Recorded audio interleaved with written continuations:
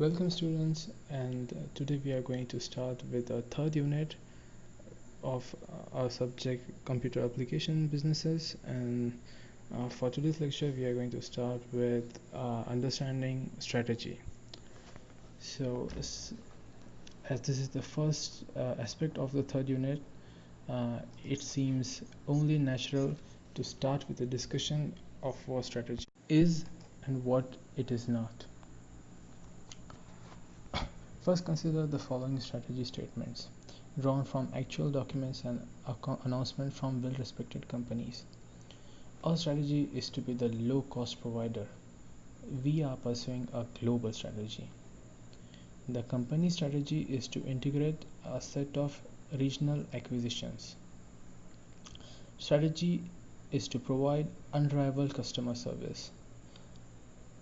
Our intent is to always be the first mover. Our strategy is to move from defense to industrial applications. What do these strategy statements all have in common? Well, first of all, none of them are actually strategies.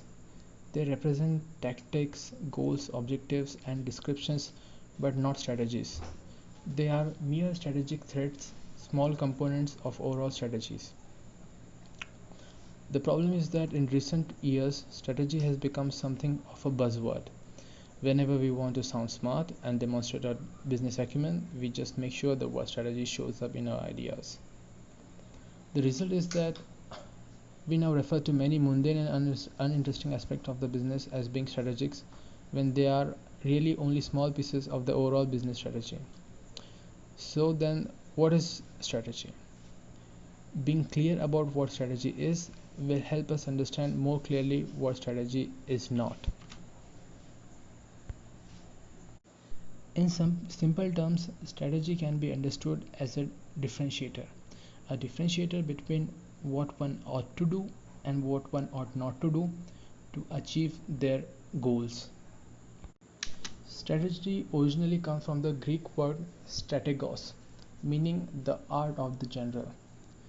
In other words, the origin of strategy comes from the art of war, and specifically the role of the general in war. In fact, there's a famous treatise entitled The Art of War that is authored by Sun Tzu, a legendary Chinese general around 2nd century BC.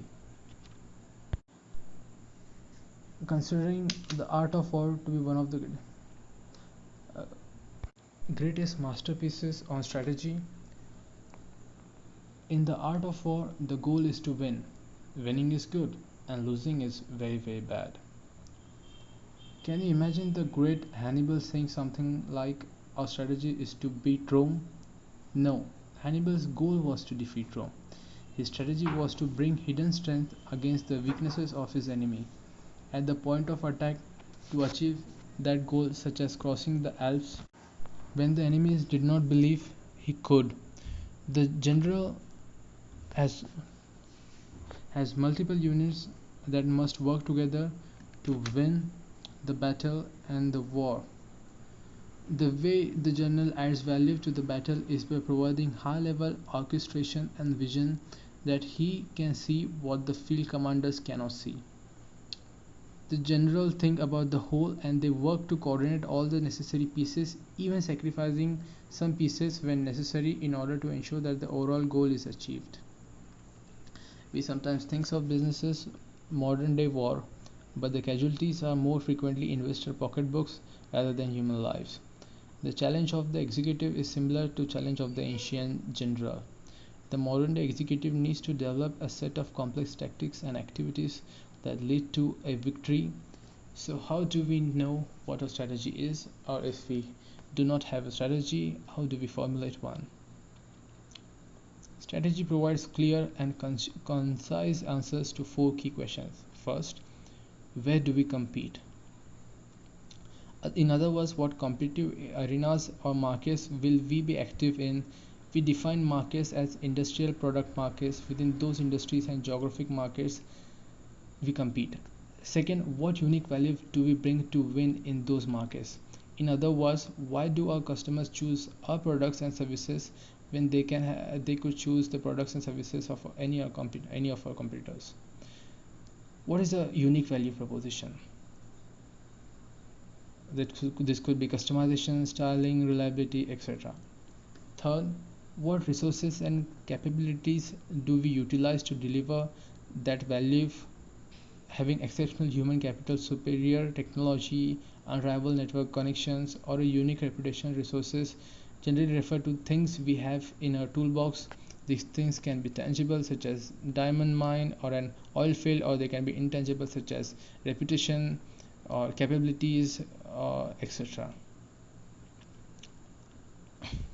Fourth, how do we sustain our ability to provide that unique value? Are there barriers to imitation? Are there factors that keep our competitors away from replicating the same? We create our own customer. This question focuses on understanding factors which allow us to continue to win over time. So one example of a clearly defined strategy comes from IKEA. IKEA sells relatively inexpensive contemporary Scandinavian style furniture and home furnishing to primarily young white collar customers all over the world. By being the first furniture retailer to put stores in every major country, IKEA has greater skill than local competitors. The choice of market has helped IKEA offer that unique value proposition in inexpensive fashionable furniture. IKEA sells this furniture in a fun and low pressure showroom where order fulfillment is usually immediate. IKEA is able to sell inexpensive, stylish furniture because they have developed excellent design capabilities for inexpensive Scandinavian design. But perhaps even more important is the fact that the products are designed to be manufactured by suppliers using mass production techniques and then shipped in flat boxes, and the flat boxes require that final assembly is done by the final customer. But this dramatically drops shipping and shipping cost, because shipping is the major cost eating monster in the furniture industry. IKEA suppliers can manufacture furniture in high volumes and ship it around the globe. The complex interdependence of IKEA strategy makes it difficult for competitors to imitate, because they don't design their own furniture and their suppliers don't manufacture furniture and high volumes and in the same high volume and ship them around in flat boxes all over the world. Note that we learned what IKEA does, but we also learned what IKEA does not do. IKEA does not compete in the high-end furniture business. IKEA does not try to provide high levels of service or customization to customers. IKEA designs most of its furniture but does not try to manufacture its products. Thus, in addition to clearly articulating what we win with customers, a really good strategy also provides a clear boundary lining, signaling what do we not do as a function of it.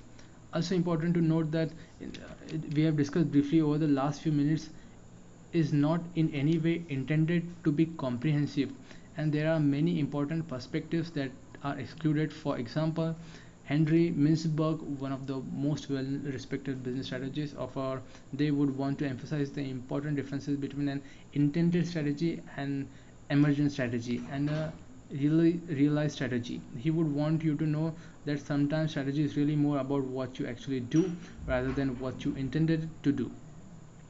That is, your real strategy emerges as you do it and may not line up with your plans.